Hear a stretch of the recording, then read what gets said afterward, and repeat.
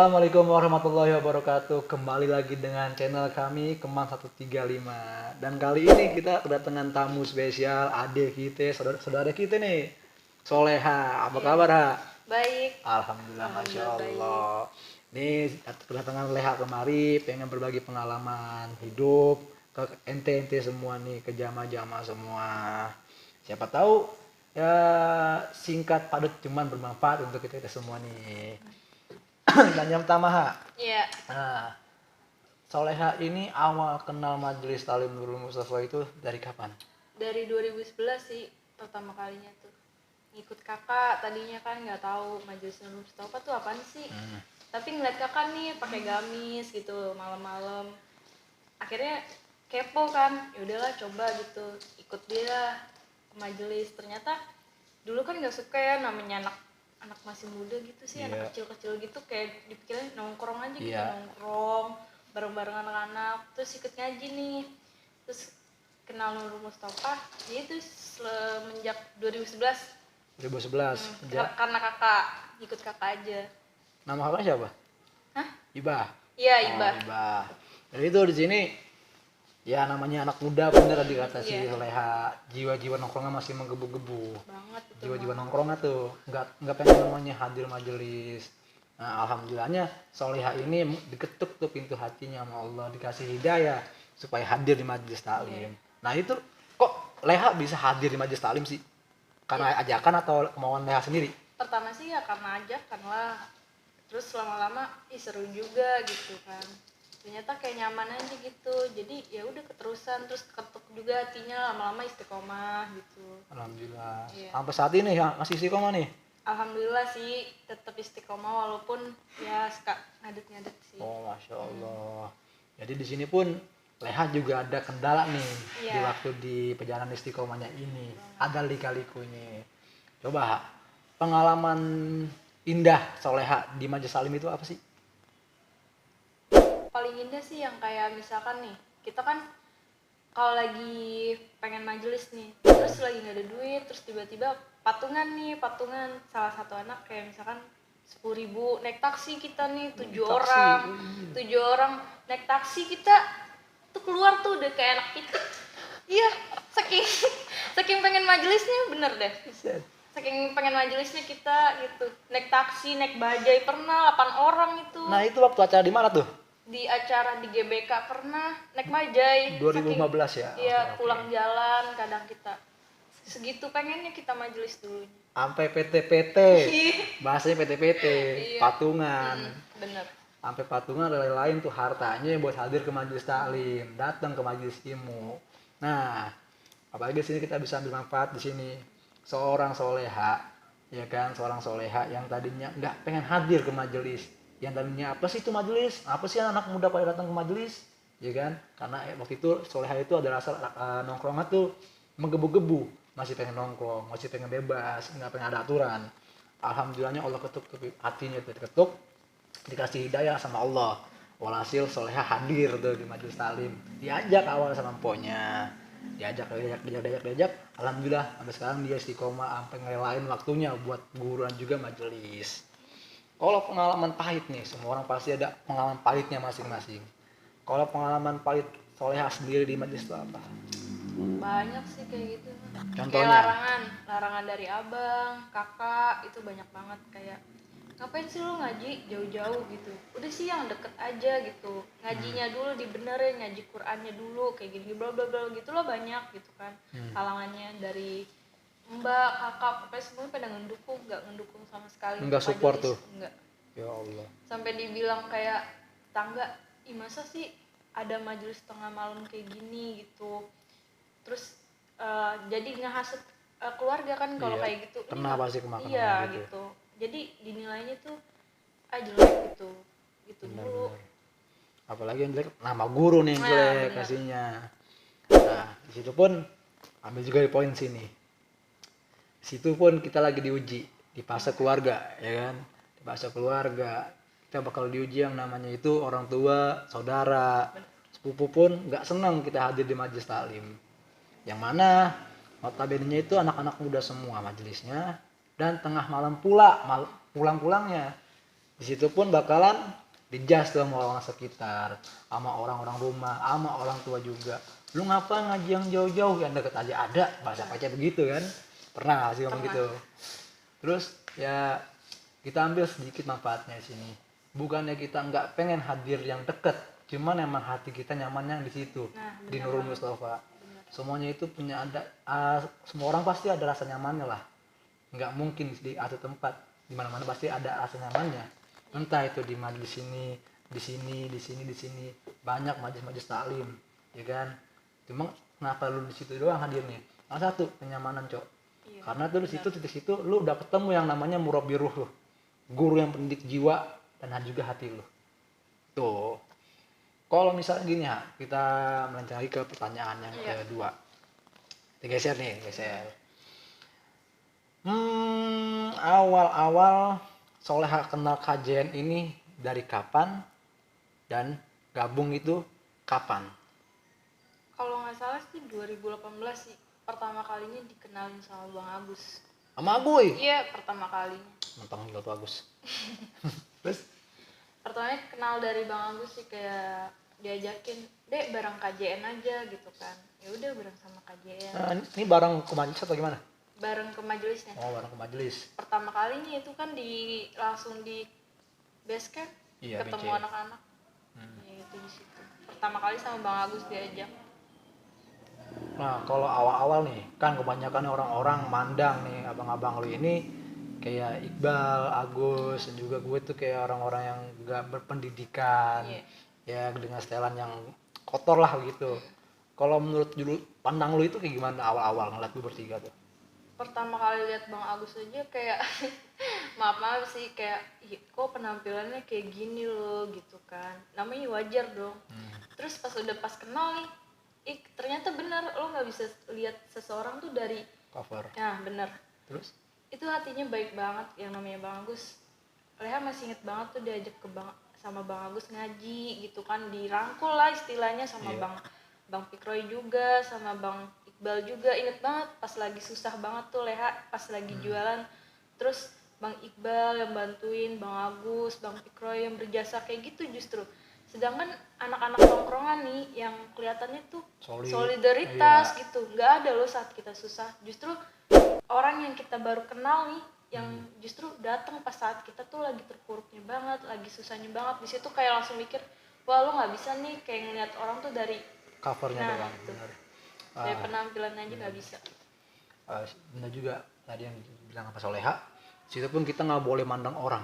Iya benar. Nggak boleh lihat sisi apa sih namanya, mandang orang itu dari luar doang.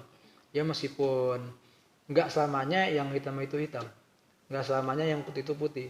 Yang ya ibarat kata, ya nggak selamanya orang yang lama lu kenal bisa bantu lu. Iya benar. Siapa tahu orang baru bisa bantu lu. Ibarat kata begitu dalam bahasa pahitnya tuh. Iya. Apalagi kan di sini emang ya tema kajian ini kan pengen merubah pandangan orang. Iya benar. Tadinya kan ya kajian ini dipandang sebelah mata sama orang-orang karena yang dengan setelannya. Sampai waktu itu pun ya pernah lah Soleha pernah ngeliat abang-abang di tiga pakai apa sih hadir ke majelis nggak pakai koko. Yang ada pakai setelan-setelannya gitu dah, setelan-setelan yang aduh astagfirullah jangan sebut dah ya udah lewat dah. Nah di situ pun kita ambil poin situ, jangan mandang orang dari covernya. Pandanglah ini yang apa yang disampaikannya. Siapa tahu yang disampaikan itu penting. Siapa tahu di situ pun nih teman butuh pembuktian, bukan omongan. Betul gak? Benar banget. Nah, cuman Leha pernah gak diuji gitu? Diuji di bab apa sih namanya pasangan? Pasangan. Soalnya kan ini kebanyakan di zaman-zaman ini trouble-nya di pasangan nih, hadir majelis. Cuman Leha pernah gak begitu? Sempet sih kayak dilarang untuk kayak, ngapain sih lu majelis jauh-jauh sama cowok, sama aja katanya kayak gitu kan. Lu hadir ke majelis sama cowok, sedangkan niat lu baik tapi niat lu buruk, dicekokin sama omong-omongan kayak gitu kan pertama kalinya sama pacar. Mendingan lu kalau mau ngaji di rumah aja kayak gitu-gitu dah. Akhirnya mungkin dulu karena sayang kan kayak mikirnya ya udahlah, mungkin omongan dia bener nih, tapi lama kelamaan kayak ngejauhin kita dari temen. jauhin kita dari guru kayak gitu kan. Akhirnya pas setelah putus sama dia ya baru istiqomah lagi gitu. Situ alhamdulillahnya tuh, Masya Allah. Langsung mikir udah nggak baik ini mah, tinggalin udah kalau udah kayak gitu. Nah, Benar. guru sendiri yang pernah bilang, pasangan yang larang-larang, pasangannya itu hadir ke majelis, putus. Lebih baik lu putus daripada lu jauh dari guru lu. Iya benar. Nah, sekarang gini aja, di saat ya otomatis mungkin orang-orang begitu lebih dengerin orang-orang yang disayang, ya kan? Karena nyaman, karena sayang, mungkin dia bakal dengerin omongan-omongan orang itu. Benar. Yang ngehasut, udah lu ngapain sih majelis ini gini, pasti bakal didengerin. Karena apa? Orang yang disayang, orang yang dinyaman. Coba seandainya kalau guru udah ngomong, lu jangan kemana-mana, tetap di sini aja, nggak bakal didengerin. Cuman iya, main belakang dah. Paling gitu tuh, ya gitu palingan. Nah, momen nih, kita kembali ke momen pahit Leha di kajian itu apa? Dan momen manis Leha di kajian itu apa? Momen manisnya tuh kalau inget kebersamaan itu kalau lagi kongko gitu kan bareng. Terus pas kalau lagi dulu tuh sempet kan abang pernah main ke dagangan Leha itu tuh. Momen-momen yang diingat terus kayak kangen nih sama Bang Pikroy, sama yang ini, sama yang itu gitu kan, sama teman-teman yang lain gitu. Kapan ya main lagi sama mereka kayak gitu. Paling manis sih itu nongkrong-nongkrong di dagangan Leha kayak gitu sampai subuh gitu, temenin Leha dagang. Apa yang ngangkat waktu itu ya? Iya benar. Terus kalau yang paling pahitnya mungkin ya gimana ya? Kalau lagi kumpul nih kan ya namanya orang kan nggak semuanya sama gitu sifatnya, suka merasa ada yang tersaingi atau berlomba-lomba kayak pengen itu gimana ya ditenarin. Wow gitu lah ya. Iya, padahal mak menurut Leha itu kita tuh di kajian tuh keluarga, nggak ada yang tersaingi atau diapain gitu, nggak bisa.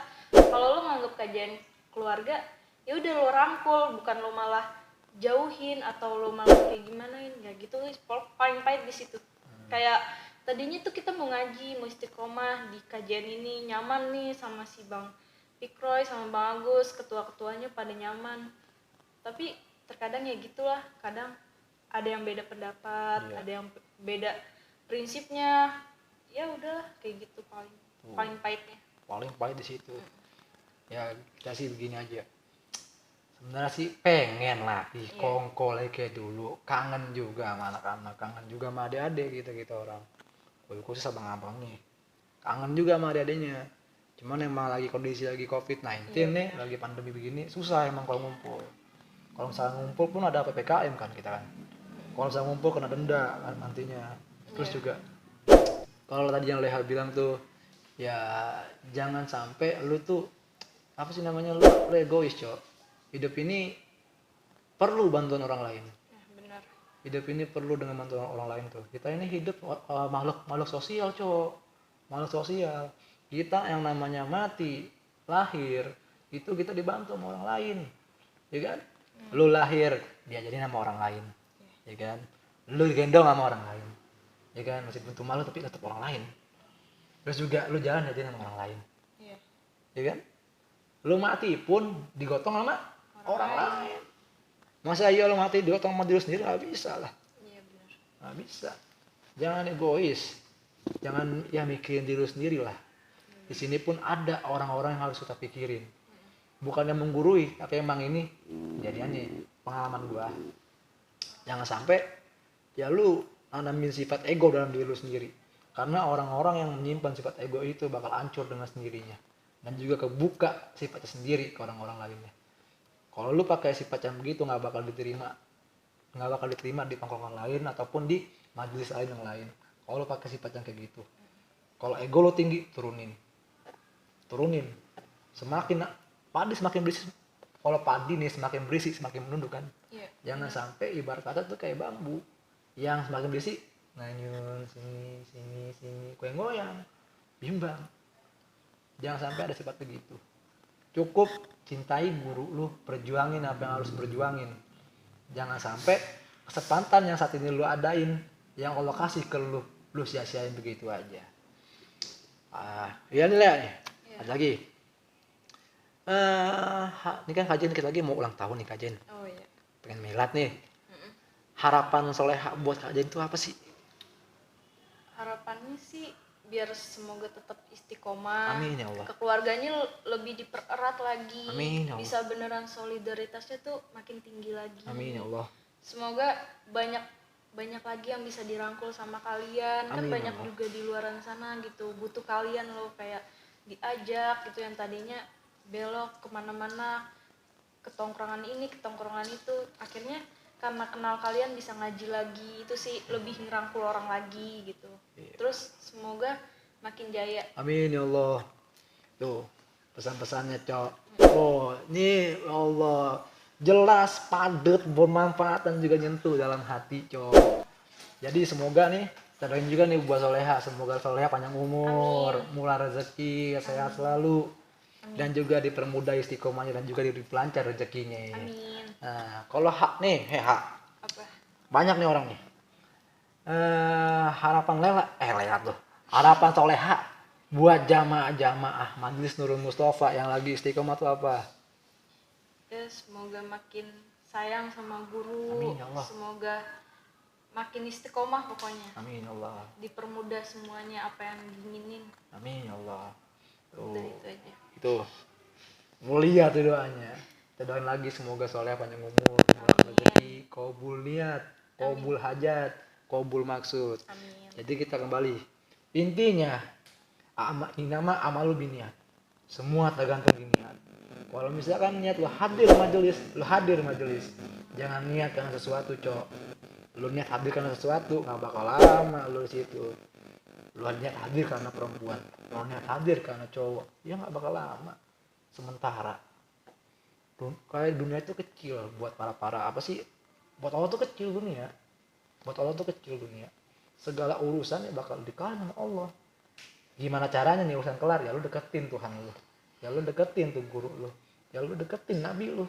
Jangan sampai lu tinggalin itu semua karena sesuatu, oke? Jangan karena gara-gara. Kalau Anda karena gara-gara nggak beres. Sekian, wabillahi taufiq wal hidayah. Wassalamualaikum warahmatullahi wabarakatuh.